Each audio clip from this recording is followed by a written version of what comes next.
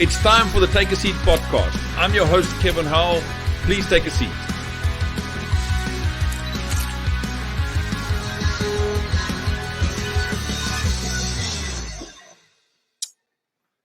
Hello, everybody. This is TakeASeat.tv. I'm your host, Kevin Howell, as I said, and we are so excited to be back with this entrepreneurial podcast made for South Africans. I've got an exciting guest this morning, a young guy who started a couple of businesses in the last couple of years. Exciting stuff. Would love to hear from him. I'm sure you guys would like to hear about his journey. And the idea behind Take a Seat, just to remind you guys, is that we want to showcase other entrepreneurs on our TV show and help other people starting businesses to learn from this journey. As some of you know, I am really passionate about design and what the design of an entrepreneur is.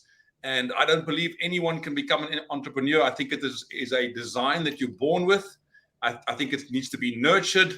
But unless you are born with a design of an entrepreneur, it's never going to be easy. So I'm interested in speaking to entrepreneurs who are functioning in their design. And my next guest, Cedric van Coller, is one of those guys. So welcome, Cedric. Well, welcome to the show. Thank you, Kevin. Good to be here. Thank you for having me. All right. Yeah. Cedric, so I met you. One of my health goals is to obviously stay active and stay in the gym. And I met you through F45, which is one of your businesses. We're going to talk about that today. And I must say, it's been a hard year for me in F45. I wasn't used to that kind of exercise. So you've put me through some hard paces there. So thanks for that. I think my health is a bit better than what it was last year. Yeah, awesome. So, Cedric, I'm going to ask you a trick question. I did say to you, I might ask you some trick questions, although most of them will be normal entrepreneurial questions. But I'm going to ask you this question. Yes. What do you think is going to be my first question to you? How do you get fitter than you currently are? That is a good question. All right, so Cedric, I want to know about your business. We've had some coffee dates together. Are you still there? Hello. Still there? Sorry, cut out. Yeah, there we go. We've had some coffee dates together, and I just want you guys to just give the audience some background about your business career. Where did it all start? And I think we're going to start with your construction business. I think that was the first business that you started. Am I right? Yeah, that is correct. Yeah. All right. Give us some background about Cedric. Where do you come from? How long have you been in business for? What do you do? Yeah, I'll give you a quick little background of who I am. I finished school, didn't go study. Always knew, I like what you said, that entrepreneurship is either you are it or you're not. And I think I always had that feeling. So I just felt like it would be a bit of a waste to go study. I knew that I had to move into business to make up quick ground.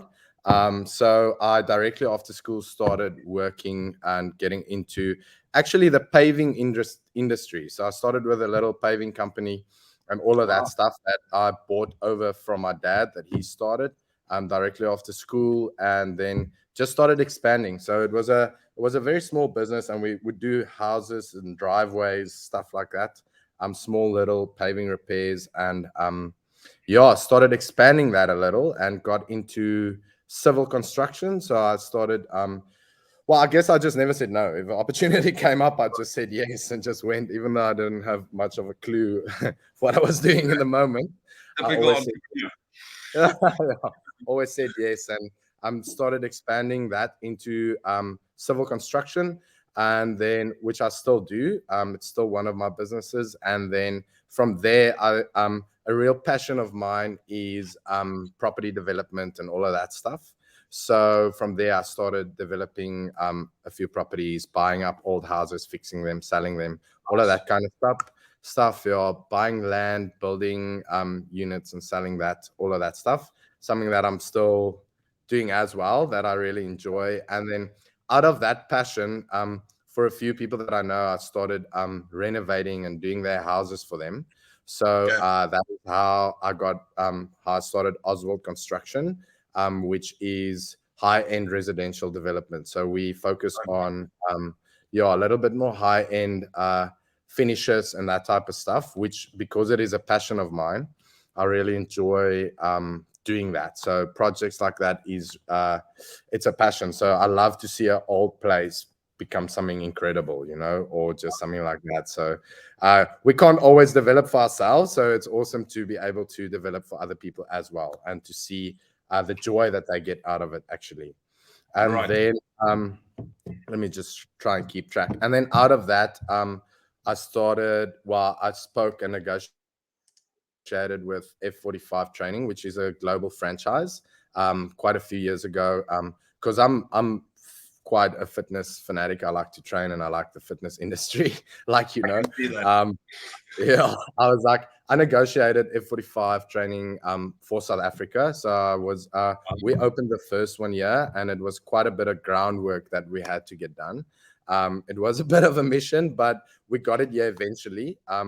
And I just love the model, it works for everybody. Everybody can come and train and all of that stuff. Also, a passion business, because I wanted to see people's lives change. That's the reason behind it.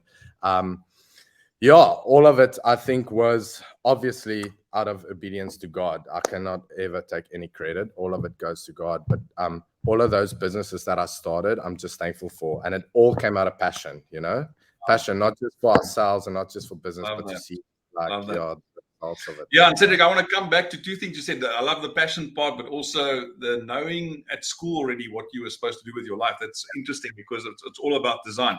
But before we get into the detail, just give us some idea. If you have to describe yourself in 3 words, what would you say?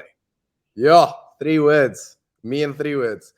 I'm definitely a mover. I'm a mover. I don't sit still. I'm always up and down. I always got something going. I'm also a opportunist. So when there's an opportunity for something, I would jump and shoot for it. So the thing is, 3 words is a tough one, but I like opportunities and to even create things, like sit and brainstorm, bounce ideas of people. All of that falls in the opportunity, like the opportunist side for me. And then one more word. I don't know. I think commitment. I look at you in the gym and I see commitment, and something, a value of yourself. Okay. I am definitely committed. I think whatever I do, I'm committed to a point where people would sum me up as a bit territorial, because I protect what I have. But commitment's definitely one of those. Yeah. Very nice. So now back to the point that you were at school and you realized that you didn't want to really go study, or it was an option to go and study, but you decided, no, the quickest way I'm going to get going is to become an entrepreneur. Yeah. Where do you think the entrepreneurial spirit came from for you? Was it from parents? Was it the way you grew up? Or was it just always part of you? It is I think there's all of those are correct, I would say. What's awesome is that my parents have always been in business. So I've seen how they work, and I've seen their work ethic. They do work morning to evening. They are entrepreneurs. Our whole family is entrepreneurs, actually, which is that was definitely a starting point. But Kevin, to be honest, for some reason, growing up, I always knew in me, there was always this drive for something bigger, something better. So I would always look at entrepreneurs around me and be like, that is the goal. I never looked at a career person, not to say that there's anything wrong with it, but I've never looked to a doctor or a lawyer or anything like that and thought, this is what I want to be. Right. I always knew that I want to move and shake a little in the business side of things, So it's always been a drive to build on that. And in school, I won't really say for me, school, I just wanted to get it done, to be honest. I was like, I loved meeting people in school. That was awesome. But school itself, I think I just wanted to get it done. Couldn't wait to start working. I started working in standard 9. When they were finished with spelling classes and writing, you were done. Yeah. I was like, I can do what I have to. I had a trick question this morning. Someone said, what's 8 times 36? And I answered it on the spot, and I was like, I still have my brain, I wouldn't be able to answer that. That's significant. So, no, I think that is, so that is basically what it is. I did start working in school because I knew the sooner I could earn, the sooner I can move forward. So started working for $100 a day in school, and that was what it was. After school, I'd go and work, drive a truck, even though I didn't have a license. Whatever comes. Love that. So tell me, I think you alluded to this earlier on, Cedric. What do you think drives you as an entrepreneur? What is the focus for you? What makes you get up in the morning? Yeah, yeah. I think if you have it, well, you'll know, Kevin, if you have it in you, you have it in you. It's like I cannot not wake up in the morning and get my day. Like it's just something. If I have to imagine lying on the couch for a day, I'll probably like get anxiety. Like I would there's stuff that needs to get done, you know? Right. So but like I said, you know, a passion of mine like is God and God's house and building his kingdom and all of that stuff. And I think my biggest reason in business is definitely to fund the kingdom. Like I would never be able to share my like business testimony without giving God all that credit. So that is Right. where it comes from. And then also to see it grow, you know, and it's I think we have a drive to get better every single day. I've always had a target to say that I would be better on 30 than I was on 20, and I would be better on 40 than I was on 30. So it's just, you know, moving forward in all of those things in life. So waking up every morning, I do not want to do something less this year than I did last year. So I think that is a pretty big drive for me. Yeah. Okay.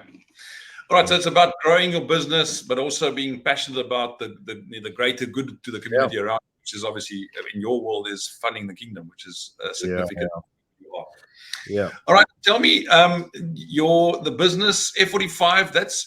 You said that came out of a passion for the fitness industry, and you called it changing people's lives. So, in terms of Oswald Construction, how do you make that connection to passion? What is the passion around Oswald Construction?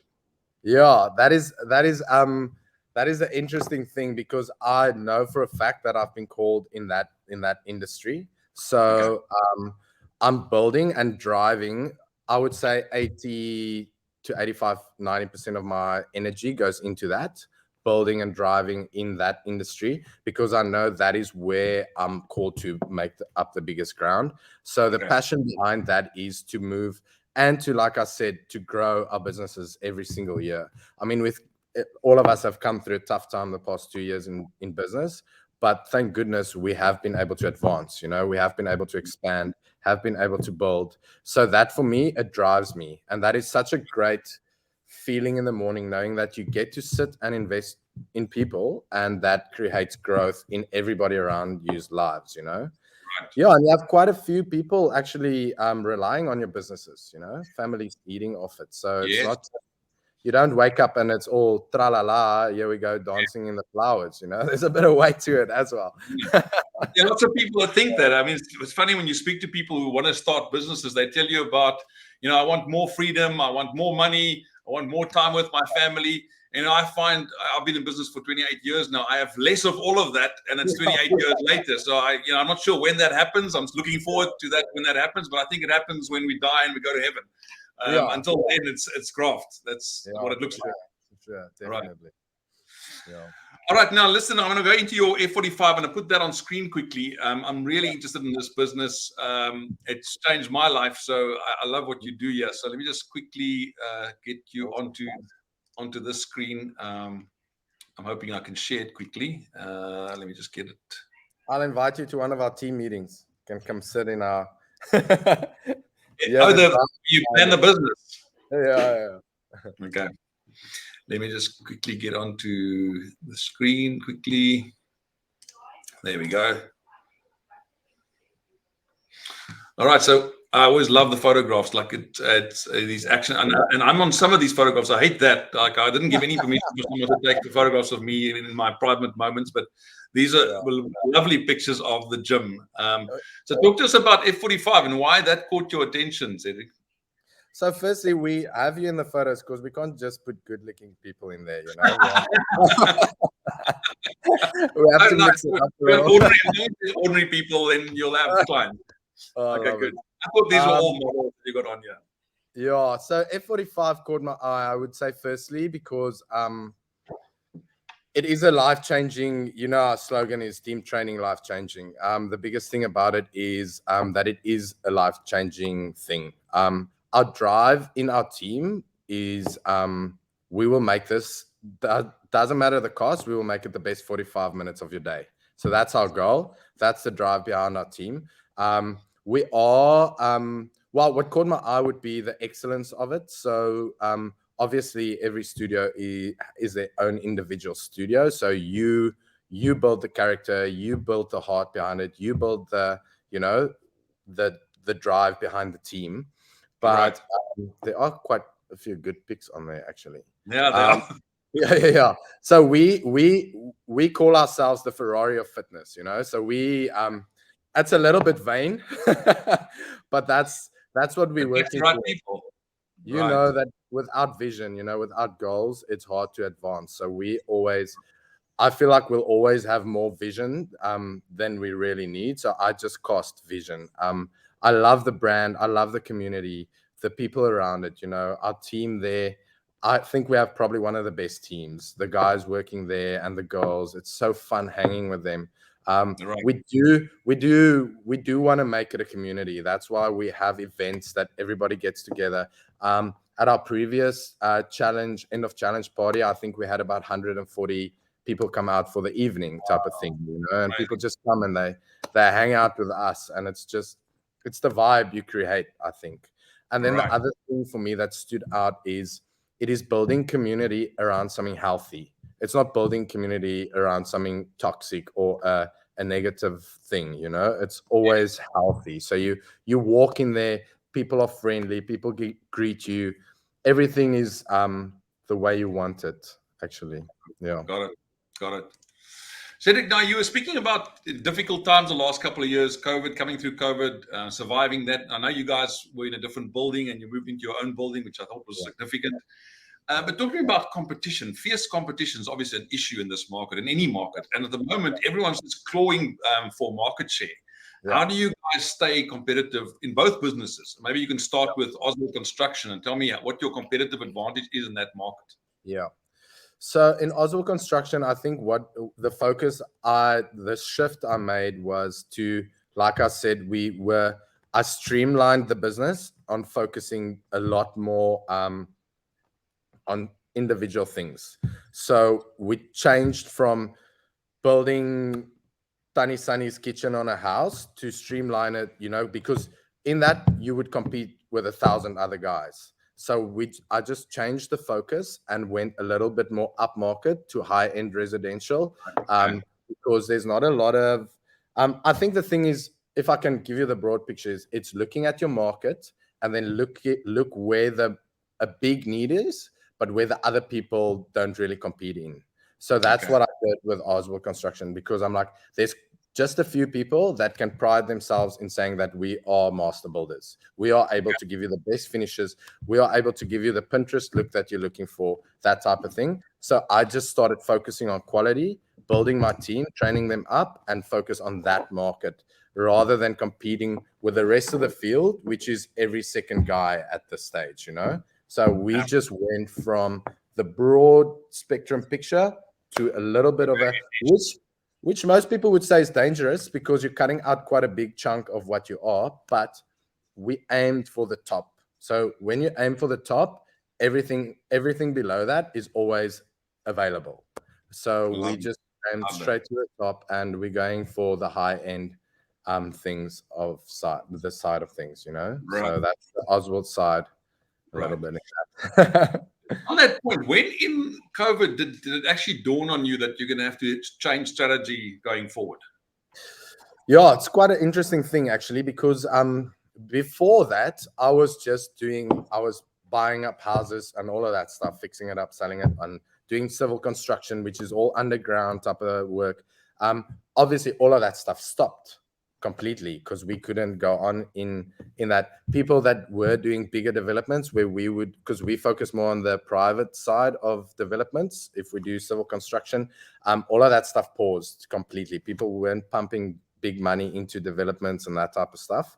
So that's actually where I knew we're going to have to start focusing on residential a little bit more, because people were spending time at their houses. So all of a sudden, everybody wanted to upgrade their house. Everybody's wife asked them, or husband asked them, can we fix this? Can we get this sorted? Can we, everybody needs a nice office space at their house. So we during COVID, we were fortunate enough to build quite a nice house on a farm, and that kickstarted quite a bit of things for us, because I think Nice. people started looking more at their own residential areas and said, we would like to upgrade this. So, Okay. so that's how we actually streamline it into that. Cedric, on that point, you said you built that one house. So there was an idea and you built that one house. Would you say the new strategy came from building the house, or was the strategy before building the house? Or did it just confirm what you thought was going to happen? Yeah, I think the strategy was always there. I think even now I've got a few strategies which probably would even be rolled out 2 years from now, but it's all there. So the dream is always ready. It's just the resource that needs to catch up, So I think in that it was the start of something that I identified earlier, a gap in the market, and that just gave us a little bit more confirmation that, okay, this is the time to get going in that. So I think everything has a season, and that was just a clear indication that that would be the start of the next season. So it is basically having everything in place for that moment. The moment the resource catches up to the dream, to the vision, you need to be ready to go. You need to have things in place. Love that so much, Cedric. And let's just dive into that a bit more. So you're saying, and this is one of the traits of a great entrepreneur, is that we have 1,000 ideas a minute. Like, there's no shortage of ideas. And I often find entrepreneurs trying different things all at once and not thinking about timing. So just talk to me about, you made the connection to resources. So how does that process actually work in your mind? Because you've got lots of ideas and you were saying there's a trigger moment. So just talk a bit more about that. How does that pan out in your business or in your, idea processing system? Well, one of the biggest things that I would say that I always try and focus on, and this is actually, I think Craig Rochelle said this, where he said, try to work more on your business than in your business. And I think that created quite a space for me to start thinking on building resources around my businesses. So I would sit with people and I would invest in them. I would focus on the financial side, all of that sides. So you would not really see me in F45 training you. I won't be managing a class. I won't be a trainer in the class, but during the day, I sit with every single one of those people, So I'm working on my business. I'm building the resource rather than just focusing head on into everything. Because if you do that, you would run out of capacity really, really quickly. And I think that's why it's like what you said is like, we always want to do everything at once. But we also, one of the negative things of an entrepreneur, we also want to do everything ourselves at once, which is the problem, because you have the spirit of excellence. So you know what you want. You want your business in a certain way and you want it built in a certain way. But unfortunately, you are not able to do that. So it is trusting. You need finding the right people, taking time to actually source the right people for your businesses, and then trusting them and actually giving them free reign, make choices, make decisions. Even if you make the wrong one, I sit with every single new employee and I'm like, make choices. If you make the wrong one, fine, we'll sort it out. But learn how to start making decisions, And if it's bigger decisions, bring it up, quick. It's a WhatsApp, it's a voice note, whatever it is, and we'll sort it out. But so I think that's quite a big part of building resource, is actually focusing on the people you bring into your business and then spending time in that, spending time with them, sit with them weekly, an hour a week, because resource, we always just look at finance, but without people around you and without the right people, you will not be able to do what you do. And I think we do it for each other, we build business for each other. So even your employees know that it's for them as well. It's not just for you. Love that. So you can just talk to me about, you mentioned now working on your business. That's obviously not something you can do right from the start, day one. There was obviously a time where you were doing things on your own, by yourself, and everything operationally as well. So if you think about the first 5 years in business, what would you say would be a good percentage of spending time operationally, and then percentage strategically working on the business?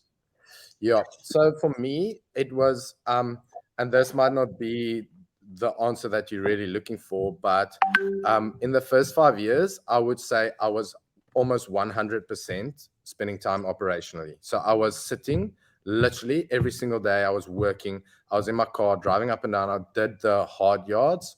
So for me, in the first 5 years, it was probably 100% if I take a business day operational. Then Right. in the evenings, I would go and I would go strategy. So what do we do? For the first 3 years, I didn't even think of strategy. I was head down and go. You know, it's like a bull. You don't even care. Like nothing can stop you. You just want to work. You one job for the next, for the next, for the next, for the next, for the next, and Yeah. then at night you would start. So I would start thinking about strategy. Okay, do we move this into this position? Do we take that guy and we send him to that? Do we change our project? Do we buy this machinery at this stage? Or is that too much of a capital outlay, you know? So then you would Mhm. start thinking around all of those things. But yeah, for the first 1 to 5 years, head down and go. That's what it was. Build, Right. build, build, build, build. Yeah, Right. all the way. Yeah. Yeah. So what you're saying is it's a privilege to be able to work on your business, and it takes some time of working inside your business before you can actually get to that point. 100%. Mm, mm. 100%. And I think the thing is, I think when we grow a little bit bigger, you employ people with certain skills. So, for example, I cannot do that social marketing that you just showed, the social media. That is why we have people with that talent. So, but that comes at a later stage. But up until Right. that point, there should not be one area of your business that you don't know how to do. There should Right. you spend time and you focus on something like marketing, something different. I'm talking about operational. There's Yes. no one in your sphere should really be able, if you built that business up, to outwit you in a certain way, if that makes sense. So Yeah. you know at least that you can invest in every single person. It's awesome to bring great creative minds in and it changes the way you do business, but you Okay. should be able to know exactly where and what's happening in all those areas because you started there. Especially Yeah. for me. I mean, that's where I'm like, I know my industries, you know? Yes. Yeah. Yes. Cedric, now interesting enough, you said a key part of that is finding the right people, and that's such an important part of this. Yeah. And the Take a Seat TV concept is really about helping entrepreneurs build their employees as well. And that's why we run courses like the Life Accelerator course, where we take employees from not knowing what they want to do with their lives up to a point where they have a 10-step plan moving forward. So, in terms of hiring people or recruitment, how much of your time do you spend finding the right people? Because you know as well as I do, you can start a new project, but if there's no jockey, it Yeah. just remains an idea. So Yeah. how much time do you actually spend with finding people? Yeah. No, that is true. I think if I have to look at F45 side, there's quite a lot of people interested in working for F45 because it is a very attractive brand. It is a very attractive business in the fitness industry. So we do get a lot of job applications. We do get a lot of CVs. I would take time and sit with let's say Neil, who's our manager at F45 Somerset West, and I would say, hey, strategically, we need a new, for example, head coach or a new cleaner, whatever it is. And we would send that out and get all the CVs in. Then they would take time and work through all of that and see for the right qualifications, the right fit for the job. And then they would go through an interview process with them. First, let's say with Neil, run through 2 interviews, and then I would sit in the third interview, and then I would sit in for the fourth time with them individually, and then we would run through what the job basically looks like and all of that stuff. So it is quite a process to get to it, but I do think it is key to run through that. It is key to spend time in that because I have, out of pressure before in my businesses, just made quick decisions and just start employing people, and almost every single time they would come back and bite you, almost every single time. So Wow. it's rather to delay the problem you're trying to solve, because just hit me, but as entrepreneurs, we are problem solvers. So you see a problem, you want to solve it and as quickly as possible because everything needs to run as smooth as possible. So here's a need. I want to fix this today. I Do it don't now. like sort it out, get it done, And Yep. that could sometimes be one of the reasons for our troubles, for a downfall. So it's actually just maybe taking your time a little, breathe a little. As entrepreneurs, we run at 120 kilometers an hour, but just step it back a little and take time to get the right person in the right position, and you'll never regret it, ever. Absolutely. And I love those words, Cedric, getting the right person for the right position. I want to come back. We're going to do a quick ad break. I want to come back and talk to you about finding your position in the company. We'll be back now. Awesome. Want to accelerate your life? Start by finding your purpose. Purpose has become somewhat of a cliche, but in recent years, research has shown that purpose is a tool that can be used to enjoy the abundant life. Yes, you too can become wealthy and live a meaningful life. We have developed an action-packed 6 weeks online course that takes you through 6 critical steps to start taking massive action towards your abundant life. Go to www.takeaseat.tv and click on Academy. Get ready to accelerate. Right, Cedric. So let's talk about that. So I've met Neil, and I mean, he's just a fantastic guy. And I don't know where you found him. Maybe I think you guys were friends. So that's also an option for entrepreneurs employing friends. But he's such a fantastic manager and runner of that business. So let's talk about finding the right seat for employees, because I've got this concept where we employ people that want to build our visions. That's the one concept. People to come onto our bus. But then finding the right seat on the bus is a different problem. And I want to know a bit more about your process of understanding, who this person is and where should they fit into my business. Yeah.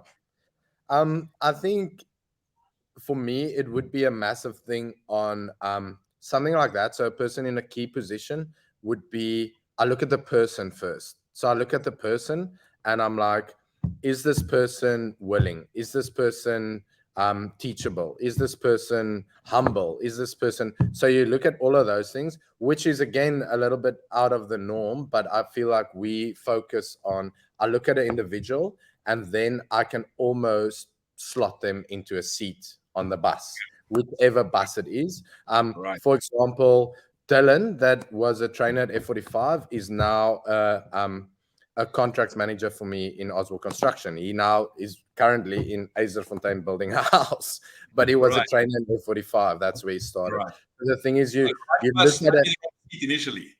Yeah, exactly. So it's like you look at an individual and you can almost slot them into a position, but also with vision. So if we take ourselves, I was not the entrepreneur that I am today when I was 16. So you also look at the individual with vision. So you have the ideals for them. You can see where they can end up, where they can grow towards. And then we start investing into them and try and get them to that potential. I mean, always on the journey, there would be a time or whatever, or sometimes where people just don't, like, they lose interest or they jump off the bus or whatever it is. But then the ideal was there for them. We see the vision, we cast the vision, we start investing into them and see how far and how quickly we can develop individuals around us. And always, if they move on, if they get on the next bus, you send them with a good heart, because you've invested into them, you've helped build there. But yeah, like I said, nobody on their seat would earn their seat the moment you employ them. It's actually building them into the character of your bus.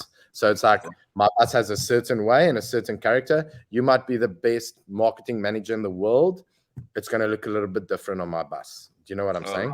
So it is identifying it and then just helping, building, investing into them still. Yeah, always. Right. So Cedric, what would you choose? Character or skill as a primary? 100% character. Not even a doubt in my mind. Character can't be bought. You can't teach someone character. A skill can always be taught. So if I have someone with strong character, I'm passionate about them 100%, and I would spend time with them and invest with them. But where if you have someone with great skill with a shaky character, you won't be able to invest in them, or I won't. Yeah. Right. So let me ask you, in those moments where you reacted quickly, have you ever employed someone with a bad character? Yes, I have. And what was the result? Can I name them all? No, We'll have to cut to a black screen. No, you know what, Kevin? The thing is, you in the moment solve a problem, and like you say, character. There might be a character issue or agenda issue behind it, and then yeah. So I definitely have done that quite a few times, and it would always get back at me. I'll give you a quick example. Actually, a few years back, I was busy working on quite a big project, and I had about that stage in the civil construction site, almost about 100 employees, and I employed one guy, and he negatively affected the whole thing. Wow. It was a skilled guy,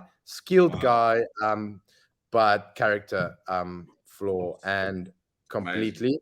Yeah, in 1 month, I completely almost lost everything because of one person. One bad apple that I employed. Yeah. So it takes one guy like that to affect 100 people. That's how bad it can be. Yeah. Amazing. For sure. Amazing. And that just shows how important it is to spend the time doing the work to recruit the right people. It's not something people should take lightly in a business. And I don't often see entrepreneurs like yourself that actually spend the time. It's almost a secondary thing to entrepreneurs is employing people, just finding a body. And sometimes finding a body is what costs you the money in the end. Definitely. Like that. Definitely. All right. So back to you now, Cedric. In terms of, I want to talk about ideas. Ideas people, entrepreneurs are all ideas people. Now, I've always got this problem with ideas in that I always try and figure out at what stage do I give up on an idea?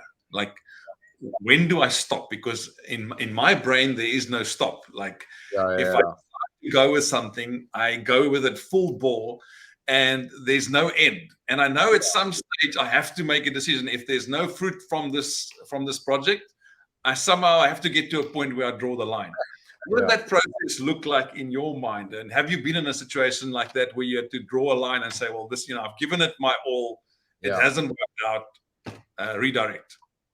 Yes, definitely. I think that has definitely happened to me. So I think my way of leadership is quite a bit bouncing off of people. So I would bounce quite a lot of ideas on certain people, and that I know I can trust, or that are maybe sometimes opinionated, but all opinions count. So I would bounce quite a few ideas. So if I'm building something, or if I'm starting to dream this dream or getting into it, obviously protected as far as possible. But once it's rolling, I would start bouncing ideas of people. Can this help? Can this sort this out? What do you think? In what area can you? So strategically, you're not throwing all your cards on the table with anybody, but you're bouncing quite a few ideas of certain key people. And that would help you actually see, is your vision flawed, or do you just need to change course a little? Do you need to follow the compass of the people around you, the majority of opinions? Because ultimately that's what we do as entrepreneurs. You work with people. So that's actually just bouncing off of them. And then one thing that I have identified, if something is taking a lot of one of my businesses or something is taking a lot of my attention, so it's taking most of my attention, but it is actually bringing the least fruit, I would sometimes need to make the hard call. You make the hard call and you cut, but it all goes on what's adding the most to pressure, or what's drawing the most of my energy. So if something's drawing a lot of energy, but it is also advancing quite quickly, absolutely no problem with that. But if I've been investing into something, time-wise, financially, all of that stuff, and I can just feel how it keeps on draining, drawing back, it's sometimes good to cut it, and start focusing on the things that are advancing you. So I would say 10 years from now. So what business, what area, what that I'm focusing on would bring the most fruit? Is there still growth in this specific business, or has it reached its apex? That type of thing. And sometimes one of my friends built up an awesome business, and he sold it the other day. And I thought that's quite impressive, because sometimes we as entrepreneurs are called to build up a business and then hand it over, for the next person. And that would be their livelihood for the rest of their lives. where you would have probably just gotten frustrated because your capacity is way bigger. Your your lid is way higher than what you're hitting at that stage. So sometimes it's good to move it, just move it to the next person and make them run with it. Makes sense. Yeah. Exiting doesn't mean a failure. It means you as you say, you're moving on to something higher and bigger. Yeah. And someone else can make a living from that business. I like that. Yeah. Cedric, tell me about what would you say is your greatest achievement in your entrepreneurial journey up to now? I know it's difficult. Entrepreneurs never talk about the successes, but what would you say is your greatest success in your journey? Yeah, that is a very tough question.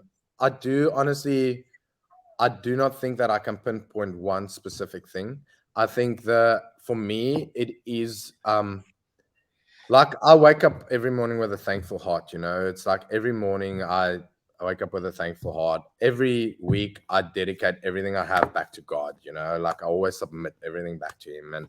But the greatest achievement for me would just like be actually being thankful that I could, through the toughest financial times this past 2 years, be able to keep all of my businesses afloat. I did not retrench one single person. I was able to pay every single employee every single month as far as we were working. And I know achievements we always think of, it was building this thing or that, but it's actually being able to have sustained everything, through this time. I think it says quite a lot. And it's the way we steward, the way you steward things. That is also achievement. If you're stewarding things well enough to sustain through times that are tough like that.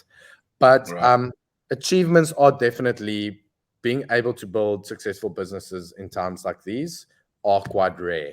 So all of that, I would say, is great achievements. And then obviously like entering the property game and stuff like that, starting with nothing. I think the biggest thing is just having a thankful heart and operating, so that would be it. Like you said, like I was able to purchase a commercial property for F45. That is an incredible achievement. Most people would dream of, but it's out of a thankful place. We are just, and it's just operating in that. So every single achievement, I would not say is mine. It's our team, and we just build it in that sense. Yeah. So sure. Love that. Yeah. Well, I mean, and I accept that. I mean, we have to remain humble, but I mean, there's also obedience on your side, being obedient to the call and knowing what you've been called for and actually going out there and doing it. That's also really important. So tell me, you were speaking about the hard times, and you got through it very well, Cedric. But in terms of where you go for support, who would be your support structure around you that you would go to in times like that when there's hardship? Yeah, I think I think you would know as well, as entrepreneurs, we are quite individuals. So you are individuals. So one of my greatest, like I said earlier, one of my strongest, but probably also weakness would be that I am a territorial person as an entrepreneur. I do not share information. I do not open up in certain areas about certain things. And I think that could be a great weakness in a great strength in business, but personally that could also be a great weakness because you don't really allow a support structure. I think, like I said, business keeps me on my knees. So obviously, firstly, I go to God. I'm like, I need help in this, Don't worry about anything except pray about everything. And I think that's just a key part of how I do business. But then also having a group of entrepreneurs around me that are successful, like my parents, like my family. If there is something, I know I could always go to them. I could always go to them in a certain time. So it is more asking questions than So in tough times in business, I think it relies on us. It is on our shoulders. We as entrepreneurs feel the weight of it. And you can always go to someone for help. You can always ask someone to help. You can always go and see a therapist to help you in all of those areas. But I think in the end, that weight is on your shoulders. You have to. It's unfortunately, it's part of the game. It's like a lonely journey at times, eh? Yeah. If you choose to be an entrepreneur, you need to be able to carry the weight of it. It's not for everybody. It's not for the faint-hearted. Yeah. So tell me, in dealing with all of this, Cedric, I'm very interested, and you obviously are Christian, and you spend time with God. What would you say is a typical day, starting from when you get up in the morning and then when you go to bed at night? What would be a typical day in your life in terms of schedule, doing what every day? I'm quite a routine person. I think my personality is not. So my personality is quite a, but I think yeah, I'm an all or nothing guy. You know, we do everything, Right. we do it hard, we do it full, we like that type of thing. Right. But I've taught myself to put routine into my day, because otherwise I would just run around like a headless chicken. So it is good, you know, to wake up in the morning. So my typical day would be, I wake up anything between 5 and 5:30. That's about my wake up time. Doesn't really matter what time I go to bed. My body just, because I've Wakes up at that drilled time. that into myself. The very first thing I do is I wake up, I walk to my coffee machine every single day. There's no question about it. I walk to my coffee machine, make myself a coffee. Then I get back into bed, and that is where I spend my time with God. So I would like to put in an hour, whatever it is, every morning. So it's like, whatever it is, it would be a bit of quiet time. You know, you take time to reflect and to think. So that would basically end in the mornings at, let's say, around 6:15, 6:30, and then I start focusing on my day. I do get quite a lot of planning done in the mornings. So from 6:30 till like 7:30 ish. So that would be my typical day. For me, I can't always train in the mornings, but when I was my fittest, I would train at 6 a.m. in the mornings. But that would also be where I run a little bit out of capacity, because I don't have that hour, you know, time where I just spend with God and just relax in the mornings. So I think So that being just becomes non-negotiable for you in the mornings. Is you can't get away from that part of your schedule. Yeah, it's what it is. It's who I am. And then I would like to do a either morning or afternoon workout. It depends on what my meetings look like for the day.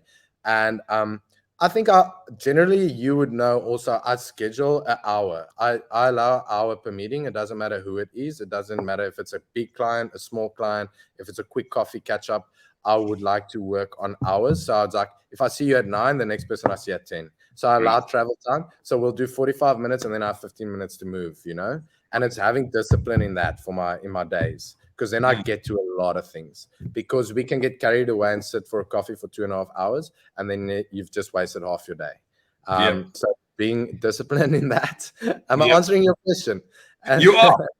And on that point, you know, I've often, when you walk past coffee shops, you see these young entrepreneurs sitting in coffee shops all day long. And I always wonder, you know, what are they doing? And I hope they're busy with strategic planning, because it can't be that they're busy with meetings all day long. So I think it's a trap that you can fall into when you go to a coffee shop to sit there all day long, and you feel like you're working, but you're not really achieving much. So I think it's very important to have structure like that. Yeah, I agree 100%, because it's a nice environment to sit in a coffee shop, you know, sit and work. In the end, all you did was spend money. And, well, unless you're doing something smart, you know. But Exactly. Yeah.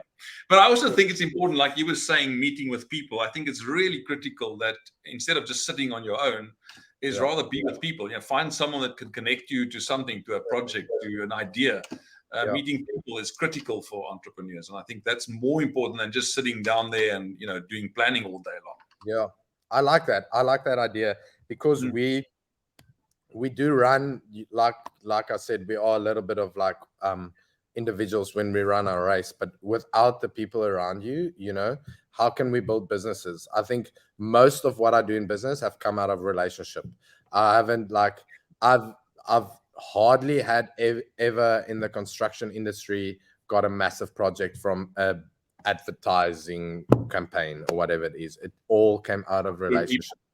The right people. So like you said, if you're sitting and if you're trying to like waste a bit of time, might as well do that with someone and invest in someone. Take some time and talk to them around a lunch, you know. That makes quite a difference. Yeah. Cedric, okay, we're getting into the last 10 minutes quickly. So I want to just talk to you about success and what success means to you. So what would you say is a winning formula that you're using to be successful? And is there something like a winning formula? And what's yours? Yeah, that is quite a tough one. I think a winning formula would look a little bit different for every single person.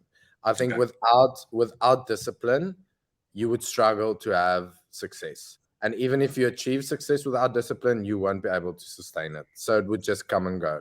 So I think discipline, even in the small things. We had a conversation this morning where I was like, if I don't drink coffee, if I don't drink milk in my coffee in the mornings, I just eat better the whole day because I had a small discipline and it created something for the whole day. So why would I sacrifice milk in my coffee, but then I go out and have a burger and chips? You know, it doesn't line up. So a small discipline. Starting well in the morning is something that's important. Okay. That's it. The small discipline would sustain you, you know, for the rest of the day. But then also having that small disciplines in place every single day. So I think a winning formula would definitely be waking up, having an optimistic view of life. We can't wake up as entrepreneurs and be pessimistic. We always have to be optimistic, realistic, but optimistic. Don't get up thinking, I can't build this business. You will not be able to be successful. That is, you're setting yourself up for a 100% fail. So you wake up optimistic. Today is the day I'm turning my business around. Be realistic if it's possible, but optimistic always. And I think that would be a key part. So it would be discipline, optimism, realistic. And then I don't know what else. Yeah, I think it's just. That's good. I love it. I love it. So tell me about success to you. What does success mean to you? If you stand at the end of your life, Cedric, and you look back, you know, what was it all about? Man, like I'm a Christian, so I think I would love to be able to look back and said, I have done what I've been called to do. I have achieved my calling that's been set in front of me. I think that would be ultimate. But then also success for me would look like, you know, you have a healthy family. Everybody is mentally in a good place. People are the people around you know that you invest into, your wife, whatever it is, your kids, everybody around you is in good standing. You know, I think that is ultimate. Success for me is not just financially. That's not why I'm pushing in business. You know, financial is a great thing, but I feel like we affect so many people around us by building business.